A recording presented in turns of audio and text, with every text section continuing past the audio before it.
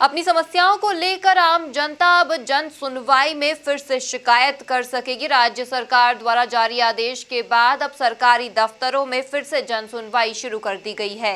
दरअसल कोरोना संक्रमण के चलते कलेक्टर, नगर निगम व पुलिस विभाग में होने वाली जन सुनवाई को बंद कर दिया गया था, लेकिन राज्य सरकार द्वारा जन सुनवाई को दोबारा शुरू करने के आदेश दिए गए। इसके तहत नगर निगम में भी जन सुनवाई शुरू की गई। जन सुनवाई शुरू होने के बाद यहां लोग अपनी शिकायतें लेकर पहुंचे, जिसकी सुनवाई अधिकारियों ने की और उसका निवारण भी किया गया। नगर निगम आयुक्त प्रतिभा पाल ने मीडिया से चर्चा में जन सुनवाई शुरू होने की बात कही। इसके साथ ही शहर में चल रहे विकास कार्यों के सवालों के जवाब भी दिए।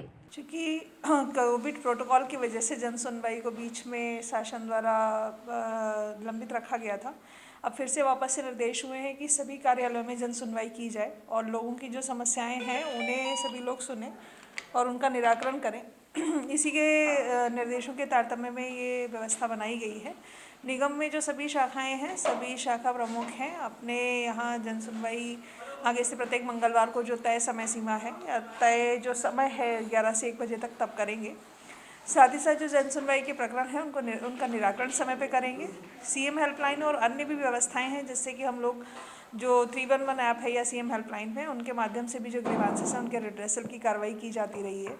तो ये व्यवस्था अब चूँकि कोविड प्रोटोकॉल की चीज़ों में थोड़ी व्यवस्था व्यवस्थित हुई है, तो अब आगे से जन सुनवाई सभी जगह नियमित रूप से होगी। जन सुनवाई का जो काम है वो जितने भी लोग ऐसे हैं जिनको कोई अग्रीव्ड हैं या जिनको कोई समस्या है, ऐसे लोग सभी शाखाओं में आते हैं और उनको आना भी चाहिए। यदि किसी शाखा से किसी विशेष दिक्कत है तो आवेदन किसी भी प्रकार के हो सकते हैं, उनका पात्रता और अपात्रता से निराकरण करना हम लोगों का दायित्व है। तो इसी संबंध में सभी को निर्देश दिए गए हैं। निगमायुक्त पाल ने कहा, चुनिंदा शहरों को ही लाइट हाउस प्रोजेक्ट मिला है। प्रधानमंत्री वर्चुअल तरीके से आयोजन में सम्मिलित होंगे। इसके साथ ही कई मंत्री भी इसमें शामिल होंगे, इसलिए साइट विजिट की गई थी। चूँकि लाइट हाउस प्रोजेक्ट बहुत एम्बिशियस प्रोजेक्ट है इंदौर का, और पूरे देश भर के 4-5 शहर ऐसे हैं जिनको ये प्रोजेक्ट मिला हुआ है।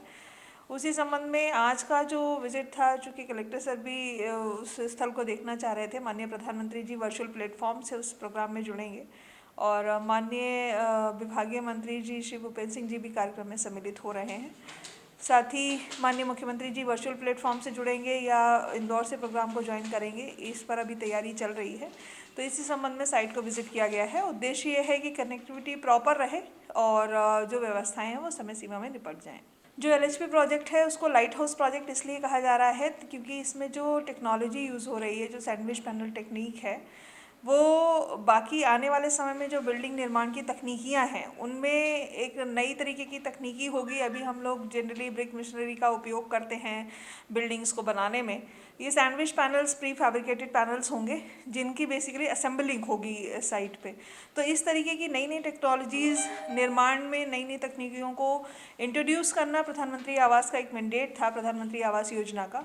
और इसीलिए इसकी जो दिल्ली में मिनिस्ट्री के एसोसिएट्स हैं जो बेसिकली टेक्नोलॉजी प्रमोशन काउंसिल है, उसको ये दायित्व दिया गया है कि कभी इन 6-7 शहरों में इस तरीके की टेक्नोलॉजी को वो प्रमोट करें, ताकि आने वाले समय में भविष्य में जो अन्य बिल्डिंग भी बना रहे हैं, चाहे हमारे अन्य डिपार्टमेंट्स हों या प्राइवेट बिल्डर्स हों, वो भी इनसे प्रेरणा लेकर इस तरीके की टेक्नोलॉजी को इंट्रोड्यूस करें। प्रधानमंत्री आवास की साइट्स लगातार चल रही है। इसमें करीब 5,000 से ज्यादा बुकिंग हो चुकी है। प्रधानमंत्री आवास की जो साइट्स हैं वो लगातार चल रही हैं और इनमें अपने पास बुकिंग लगभग 4 से 4,500-5 हज़ार लोगों की है।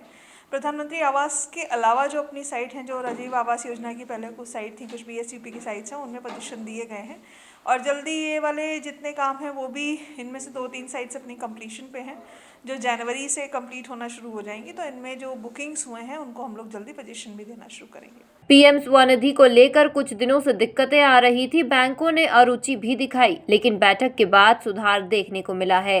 पीएम स्वनिधि को लेकर जरूर अलग अलग तरीके की कुछ दिक्कतें आ रही थी पिछले 2-3 दिनों में, जिसमें पीएम स्वनिधि में जो इंदौर का टारगेट है, अगर मैं इंदौर नगर निगम की बात करूं तो लगभग 44,000 हितग्राहियों का है और उसमें से अपने यहाँ लगभग 38,000 हितग्राहियों ने आवेदन किए हैं जो पात्र पाए गए हैं। इनमें से लगभग 26,000 आवेदन हो चुके हैं। तो कई सारे बैंक्स को जो टारगेट्स दिए गए थे उन्होंने बहुत बीच में अरुचि भी दिखाई। इसी का परिणाम था कि कम हितग्राहियों को इसमें लोन सैंक्शन हुए हैं। लेकिन पिछले 2-3 दिन पहले से जो डीएलसीसी की बैठक हुई है उसके बाद से इसमें सुधार देखने को मिला है और अब सभी बैंक्स जितने भी हितग्राही उनके यहाँ आवेदन किए हुए हैं उनके केसेस को स्वीकृत कर रहे हैं और डिसबर्स कर रहे हैं। अगर किसी भी स्पेसिफिक बैंक में कहीं दिक्कत आ रही है तो एलडीएम और जो अपरायुक्त श्रृंगार इसको देख रहे हैं, वो लगातार फॉलो अप कर रहे हैं। ई नगर पालिकों को लेकर सर्वर में दिक्कत आई थी, जल्द ही यह ठीक हो जाएगा।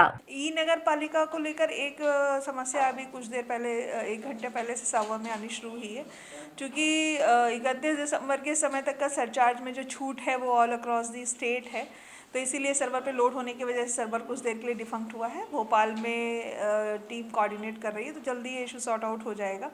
जो लोग चूँकि काउंटर्स सवेरे 8 बजे से रात लेट जब तक जो भी टैक्स पेयर्स हैं वो रहते हैं तब तक खुले हुए हैं, तो इसलिए तब तक हम लोग टैक्स पे करेंगे। यदि किसी को ऐसे लगता है कि वो घर ज़रूरी नहीं है कि निगम आकर ही वो टैक्स पे करें, पेमेंट गेटवेज हैं नगर पालिका में, वो चाहें तो अपने घर से भी टैक्स को पे कर सकते हैं। बहरहाल नगर निगम में जन सुनवाई दोबारा शुरू होने से लोगों की समस्या का निराकरण जल्द होने की उम्मीद जताई जा रही है। एमपी न्यूज़ के लिए अरुण यादव की रिपोर्ट।